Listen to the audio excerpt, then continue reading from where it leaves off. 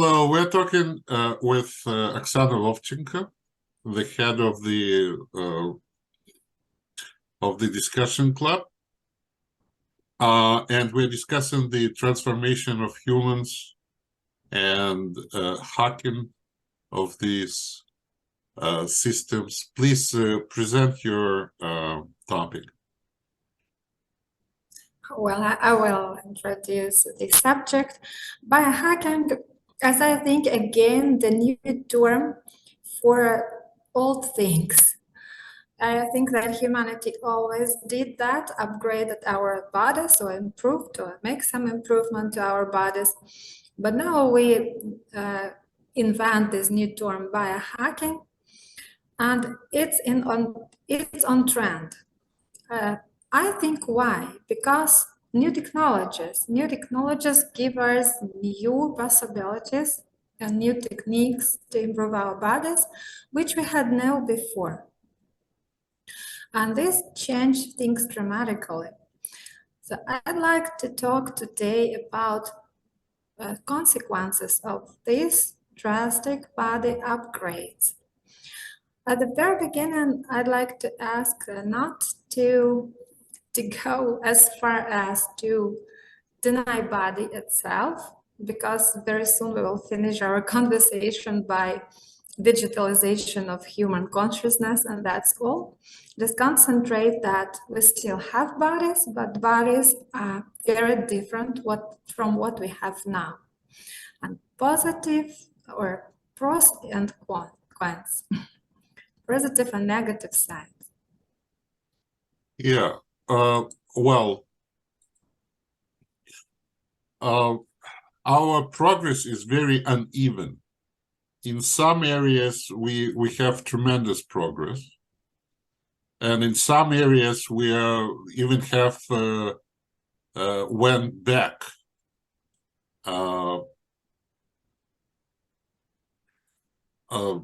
Like the progress that I'm talking about is the ability to change our body in a progressive way. For example, I would say transplantations is one of the methods to change our body, especially when there are attempts to use the artificial organs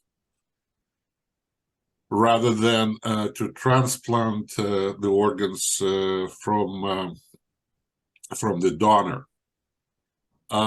We have a lot of successful things in the areas that we don't pay attention until we actually need them. For example, total hip replacement.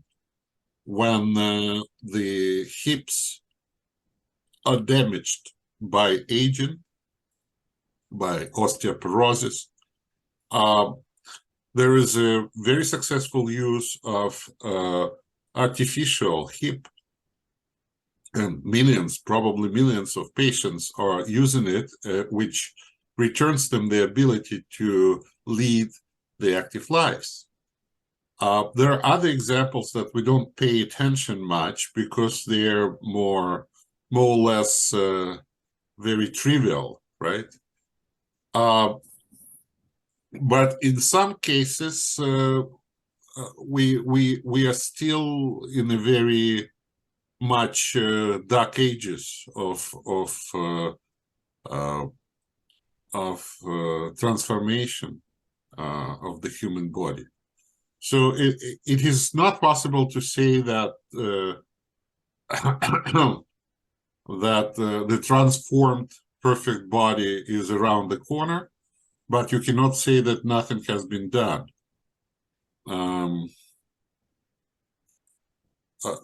The pros are obvious because when the person cannot walk and we use the artificial joint and this person can walk again, what cons can be here, like side effects, different consequences, it might be, but in the beginning it was not very good chance of gaining the normal life. So would you like to bring the example of the bad consequences that we might fear? I would like to raise a problem of inequality. I do think we do not have the equal access to these technologies, and it will bring us to marginalization at the end. There will be those who have and those who have not. Those who upgraded their bodies a lot and those who could not do that. What do you think about this problem, inequality problem? Well,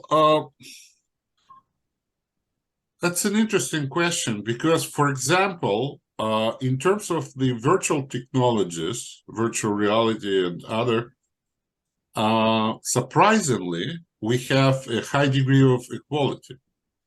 The Windows or MS Word would work and look absolutely the same on computers across the world, on millionaire's computer and on the poor person computer.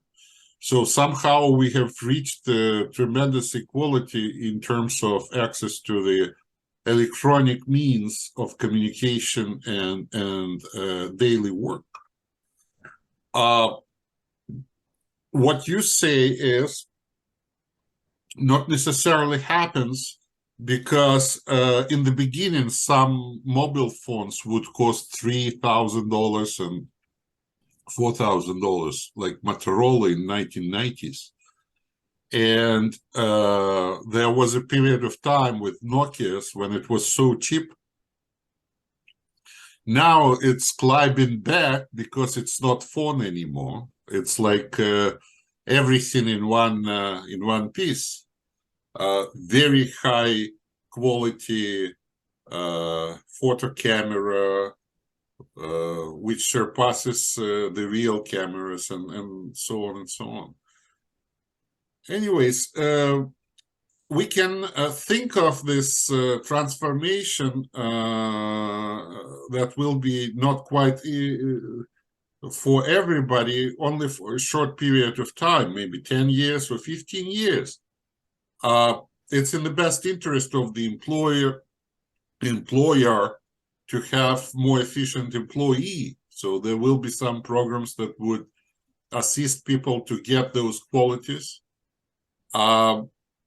Governments will step in, and if they will see that this tremendously improve the quality of life and other things, they might subsidize those things.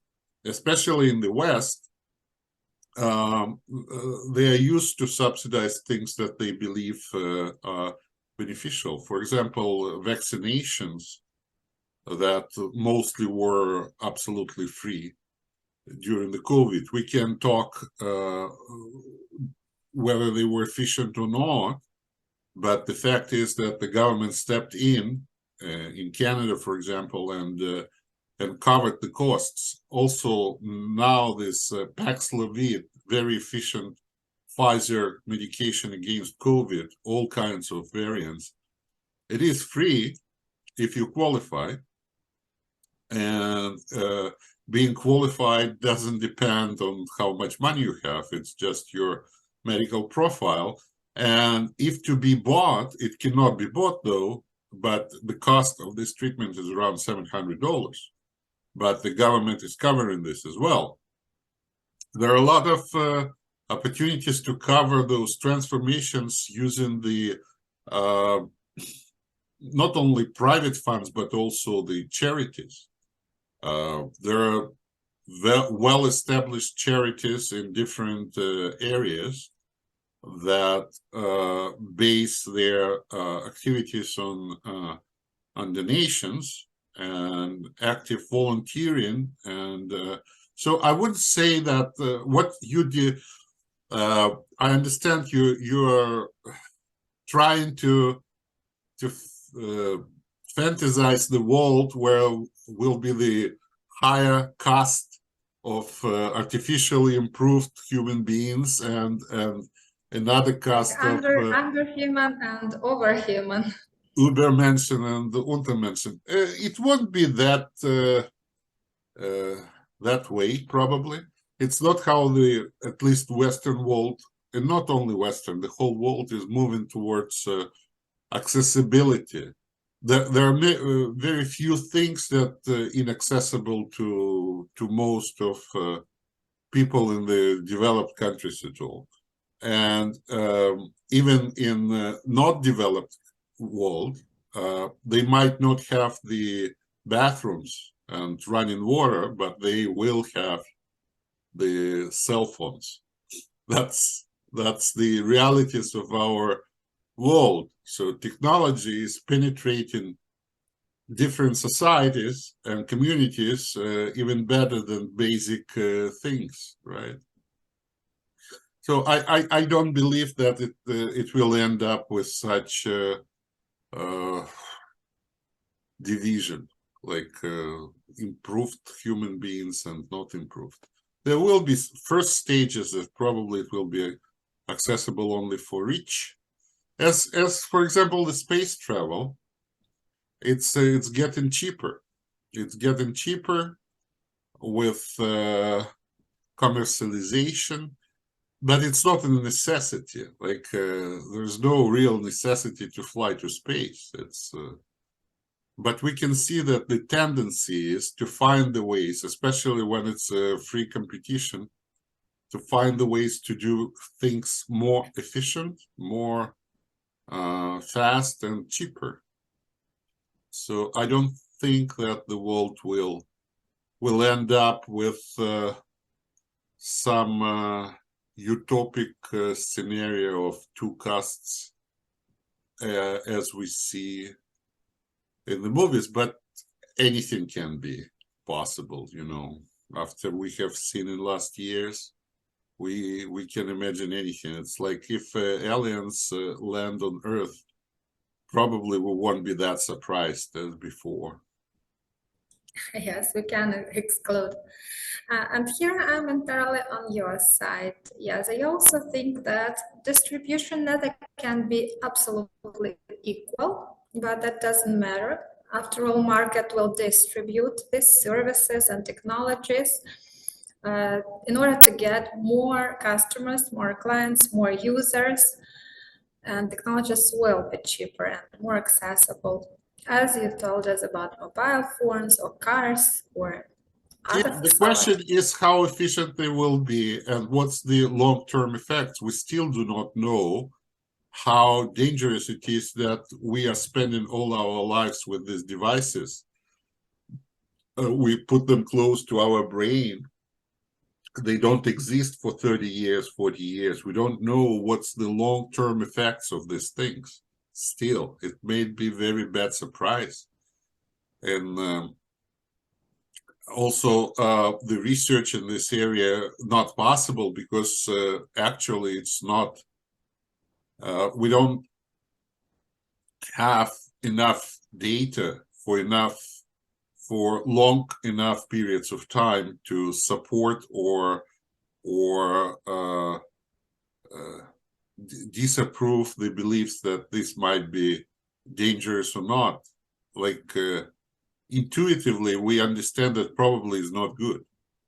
Having the device which works with electricity, electromagnetic waves all the time, close to our brain, it doesn't sound very safe to me.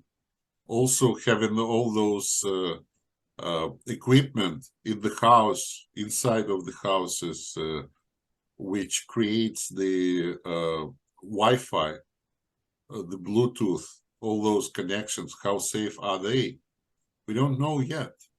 But they're so transforming our life towards high efficiency that we cannot wait and see for 30, 40 years to see what consequences will be, right? So, like you said, there are two levels of concern. The first level, how efficient and well-designed those changes would be. because we know that nature doesn't like when we interfere with nature. When we take something from one side, something falls from another side, you know, and it just rejects everything we are trying to add to our body. We know that as well. But there might be very successful, cheap transplantations or other things. The devices that will act directly on our brain, that can enhance our vision, can enhance our other abilities. And I don't think that we will be able to say no to that if it will be well developed, like those smartphones we saw in hands of our kids in 2010, probably first time we started to pay attention. But after 2 years, we already had them ourselves, and now we can't imagine how we can handle our life without them. And even if we watch the old movies from the times where we lived as well, we think, why he's not calling on the mobile phone? Why? Because it's 70s or because it's 80s. Such thing didn't exist back then. But all our preset of the reality is based on the fact that you can contact anyone at any time using those devices, right? Yes, right. To continue the thought of interfering, let's bring in some religious aspects of biohacking, presuming, for example, fertility. Now those who would not have children, now they can have children. And what some religious say that it should be God's will. We should not interfere in that. What do you The think? objectivity of the religion is really overrated. I was a religious actor. I was a priest. Even I was summoned, brought to Montreal one day by the mother that had concern that her daughter wants to have artificial pregnancy. And even they rented for me the hotel in downtown. So I talked to her, but she didn't want to talk to me. And I just spent a couple of days in Montreal and went back home, even though I didn't know what I'm supposed to talk to her about. Religion is a very corrupt thing when it comes to its interaction with real life. It can approve or disapprove virtually anything. Whatever you get donations from, the religion will adjust if needed, especially the mainstream religions that can accept anything. Like scholastics of religious philosophers is well known. By talking about the God's will, you can cover anything. So no worries about religion, unless it gets its support from the other side. Then religion can be very, very much aggressive against the innovations and other things. Yeah, I didn't want to really sound very anti-religious, but that's the truth. Manipulating with God's will is way easier than manipulating even with political truths. You can say millions died in the flood, it was a God will, right? You can say for God there is nobody dead. It's a living God with everybody ever living. So even if everybody is died, it might be the God's will, and there's nothing wrong if you are helping God to kill everybody around. You know, you can come to such conclusions. Look at our aggressive guys in Russia that use the gospel and other approvals for their actions as easy as anywhere else in the world. So yes, unfortunately, Bible, gospel, any other holy book can be used for anything if needed, and that's the shortcoming of mixing religion with politics, religion with societal questions. That's why we decided to separate religion from the government to avoid those things, because religion is easily swayed to those paths, and it has a very powerful influence on a lot of believers. Yeah. Yes, thank you for this It's an answer. insight I like it. from inside. I know how it is inside, right? As a This is speaker why of the I asked you, God's will, because, you first of all, it is decided by heads of the church, and then everybody have to comply. For example, in Orthodox Church, it's that way. The Orthodox Church can issue the policy. They have a special name for this, but it's technically it's a policy. How do we treat this question or that question? For example, what's the standing of Orthodox Church on aliens from space? Do you know? No, you no, don't. I don't. We have read the information that we do not know. Yes, there is in the Bible the words of Christ that I have another flock that I have to attend to. Maybe he meant this. But mainly, whatever those visions that we have of UFO, it's probably demonic visions that are interpreted as aliens. So that's the standing of the Orthodox Church on that. And Orthodox Church has its standing on most of the social issues. Catholic Church as well. Protestants, they are so different. They have so many different movements, so they don't have one saying in all situations. But normally, it's not up to the priest to decide which standing he's taken unless there is no clear vision of his church. And there are different churches. Catholics, they are less suppressive, I believe. Orthodox are very suppressive on whatever their priests say, but sometimes they say things that you get surprised how he can carry on being a priest, saying those things, but nobody cares. The only thing we might say that religious usually very conservative, I think, about technologies and biohacking, or not all religious very conservative about that. Religious tend to be conservative because, but like you said, farther you get from the orthodoxy, more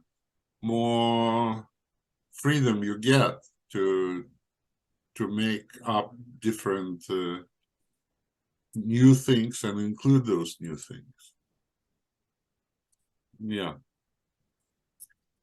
Let's consider some radical forms of biohacking or body upgrade.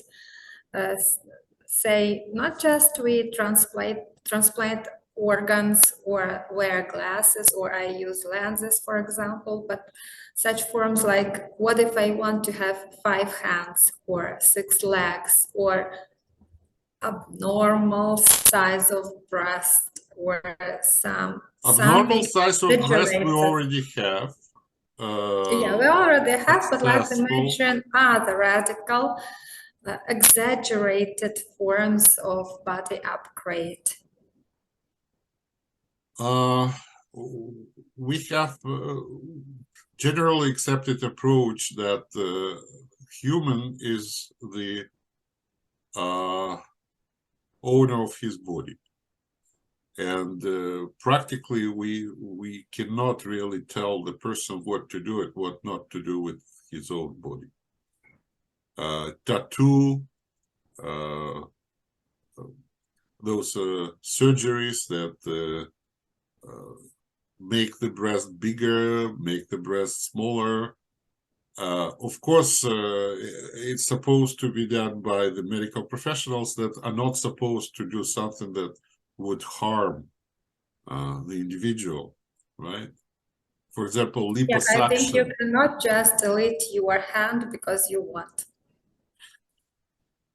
But again, there is a private medicine. There are different countries with different rules. So if in one country you can't get it or it's too expensive, people go to another country. People are getting crazy about their body image. And there's no much objectivity in this. Women with small breasts, they want bigger ones. The women with bigger ones want the smaller ones. There are very few who are satisfied with what they got. The same women with perfect body, they think that they're not perfect enough. And when they reach this state of perfection, you look at this body and you realize that they're too skinny or they're too awkward. What women do with their faces. A lot of women decided that they have to have big lips, and they infuse the special substances to make it bigger, and they look awful. The tattooage instead of the eyebrows.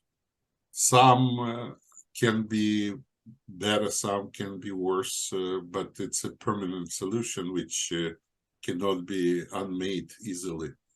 There are so things that are more psychological rather than physical, and this psychology causes this.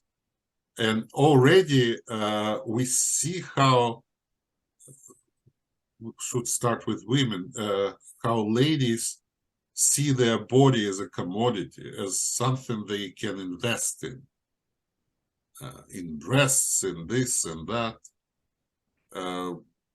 And it is saddening because body is your health, your life, and like we said, even very good surgeries, good interactions, interferences, they might have side effects and not be that successful as we see.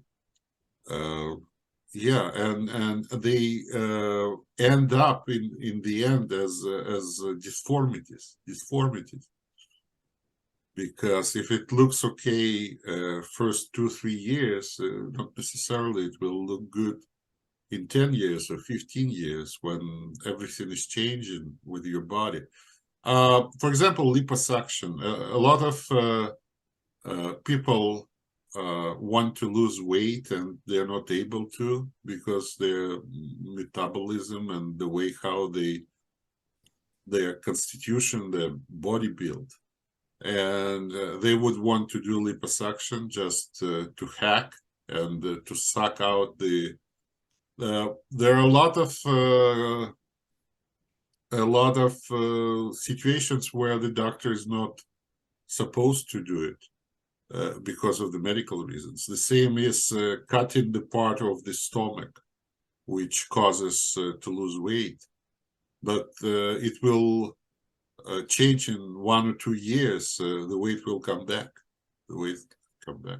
So these ladies that think that they can just pay once and this will change their whole destiny, sometimes I believe they're mistaken, especially because they don't understand how it is done. that medical things is not exactly like when you're buying a new car, and if something goes wrong, you can bring it back and get it repaired or such and such. We see very beautiful pictures of very old actresses that look like young ones. For example, Pugacheva, she looks good, even though we even forgot how old she is, right? But we don't see her naked with all the things that we don't want to see. Probably it's a picture the same as, I don't want to offend her, but as Lenin in Mausoleum. He looks okay, but if you remove his cloth, it's an outrageous picture. And we saw it in some YouTube videos when they get treatment of this. So again, it's not that plain thing to, yeah. Yes, I remember how shocked I was when I first read the story about Chinese women, how they treated their feet to make them smaller, but they didn't get them just smaller, they also became invalid in this way, incapable. I was really shocked, so I do agree with But you it's an that old, in old there are, times. It was an old. there are no limits of human fantasies, what we are going to do with our body or we are ready to do with our bodies. No, I believe that we have a remedy to that. Look at me. I look good. You know why? Because I show myself to this level. If I start showing myself lower, you'll see huge belly, which is not seen. All right? I also know that I shouldn't turn my head, because then it will be seen how fat I am. Also, I keep this beard to make my face longer and less fat. If you remove the beard, you'll see how fat I am. So even without the technology, just by using this virtual technology, right, we already can have different body image than it is our actual body image. We know that now we have programs that can articulate the pictures or give you avatars, whatever you wish.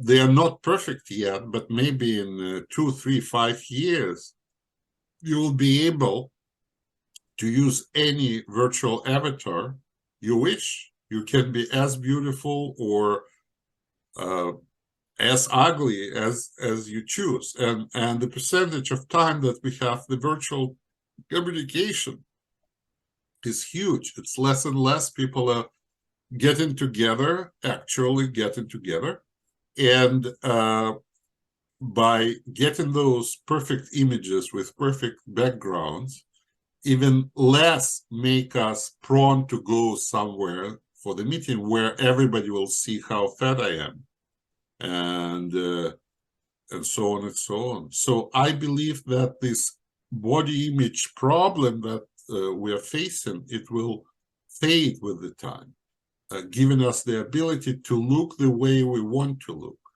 And I think it's a good thing, because this makes us less determined to do something with our faces. If we have good filters, for example, in our video, we don't have to get Botox and wrinkles and all other small stuff.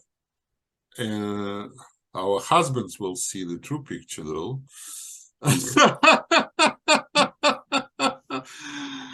Yes, they do. I don't Yeah, I have a agree. husband. Even now I look better than I am because Zoom, which we use right now, improve our image, even without my intention. I do not think that's just included in its settings. And you remind me of two contrary trends which we have in our lives now, contemporary world. That one is beauty industry and fashion, which increased a lot. And the other trend is body positive. When we say take yourself as you are. These two trends are very contrary or contradict one another. And they just fight. What do you think about this? Body positive, I think it's a good thing. Processes. It still doesn't work much because what they say is body positive, for me, it's a model body. It's not fat enough to be, but it is bigger than we used to. We can get used to anything, right? So it is easier to just stop fighting and enjoy yourself the way you are, rather than try to go that lengths to look or to try to look better. My grandmother, who was born in 1896, so in 1896, in 19th century, she liked to say in French, pour être belle, il faut souffrir. In order to be beautiful, one has to suffer. Je ne crois pas que c'est vrai. I don't believe that it's true. I think that in our times, we can look beautiful without suffering and without making others suffer, all right? But both trends are okay because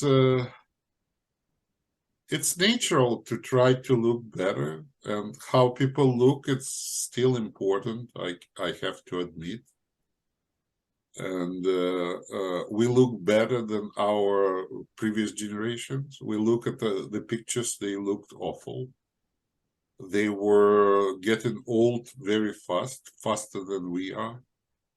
We look at our mother's pictures or grandmother's pictures when they were 40, and they look really like today's 60 or 70 even. And yes, those industries are important, and I do believe that they are improving the life and a lot of things, even though yeah. What do you think? Yes, I also think that this body positive for me is more about laziness, probably not about nature. Because people really want to look attractive. It's important for our social life, for our social Laziness. status. What can you do to fight the wrinkles on the face? Just the procedures you You may. can do a lot. Now you can do, but not always we do. For example, here where I live, we have indoor pool, very big one, and I go there very often. It's always empty. Just imagine a huge building, 27 floors. A lot of families live in here, and sports center, fitness club, I mean, and that pool are almost always empty. How lucky you are! So You want people just all do these not people do be that, there. even they have these facilities at their disposal. They have, but they do not want. But what I also want to talk today about is about regulation and liberties. As we discovered with you, there are no limits for our fantasies and readiness to upgrade our bodies, but we live in a society, and we always decide and make this decision on what should be regulated by the common law And how strict or severe should it be regulated? What do you think about regulating biohacking? It's a very difficult question. Yeah, I I know. don't like giving a lot of power to the government. I don't. They never use it for the benefit of people. They always use it for some other benefit. But people are very stupid. They do not do their own research. Especially when it comes to their body image, it's about sexual reproduction, the most powerful motive in living beings. Why they make their breast bigger or smaller? Because they believe that they will be more attractive, even if they say they do it for themselves, or they want to be more attractive. And this desire to be more attractive, it's very strong desire, because it's a desire based on the sexual impulses. Even if the lady is not in childbearing age anymore, still the motive is very strong. So with such motive, they would rather die than be ugly. Oh, it's another aphorism. Women would rather die than be ugly. Some of the women, most of the women.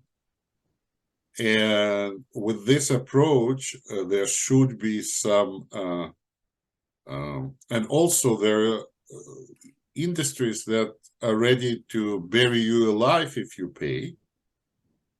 They will put you in the grave alive if you pay. But there is a regulation that says you cannot do that, because that would be murder. But in Canada, we already have assisted suicide, which is a very questionable practice.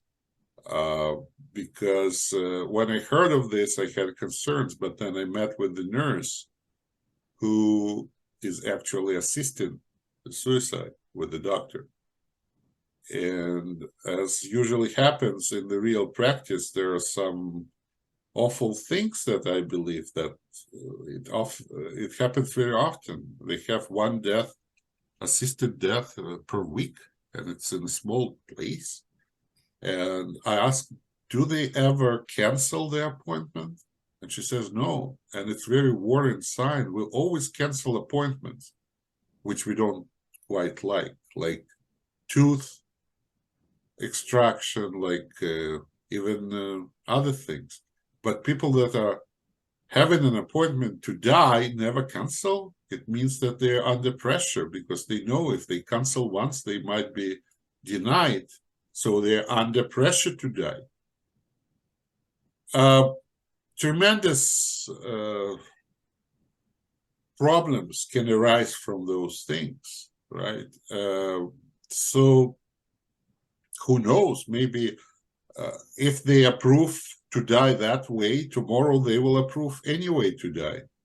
Being shot, being put in the grave. I don't know how scary things you can get when you entertain the ideas of playing God, because this is playing God.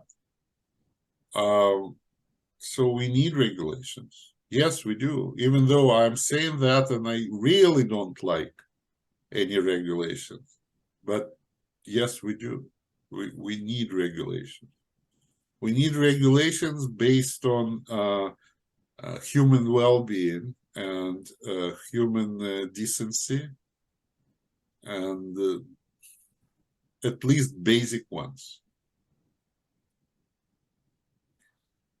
Yes, for me it's also a hard question, because I often declare myself as a liberalist, but how do I test my beliefs? Actually, I will share with you my method.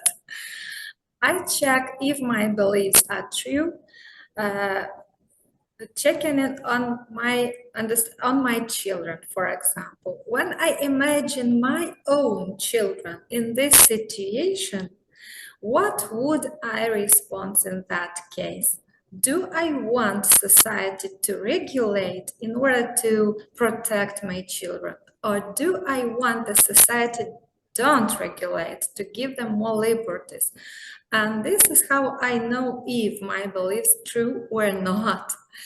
For It's very example, good drugs. method, For Oksana. Very example, good. drugs. I can't say, okay, we cannot regulate drugs, no problem, everybody make his choice.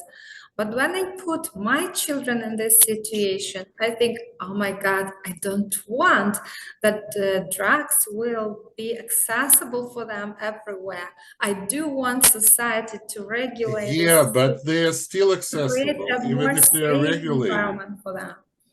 If they are regulated, they are still accessible. Look, today with marijuana, someone can get into the marijuana shop to get those candies and have good laugh. I never use it, never wanted to. But in old times, you would have to get into the drug dealer who can threaten you, who can offer you heavier drugs, and it's like all those evils. They are, yeah. So the fact And that it's something regulated often means that it not be done. Like start regulating abortion. They will keep doing abortion, but it will be dangerous for their lives. So sometimes, or the drugs, there are special stations where the drug addicts can get the methadone, which is helping them to stay without heroin and other opiates. So, yeah, it's difficult to say. Sometimes regulations can be brutal because the truth of the life. For example, in the south, the New Zealand have a legislature not to sell cigarettes those who were born after 2009 for life. So the new generation will not be able to purchase the cigarettes. They want to have smoke-free country by a certain year. Whether it's good idea, bad idea, I don't know. Me too, but regulations sometimes may look absurd for us. I can share my experience here in Winnipeg. I wanted to buy a bottle of wine for Christmas. Came to the liquor shop because alcohol is not sold in general grocery as in Ukraine. I came to with two of my children, 11 years old and 19 years old. My daughter was adult already at that moment. What I heard, you can come in with your little child, with that who was 11, and she, my older daughter, could not come in, not to buy, just come in, walk in the store. She was not allowed to walk in store.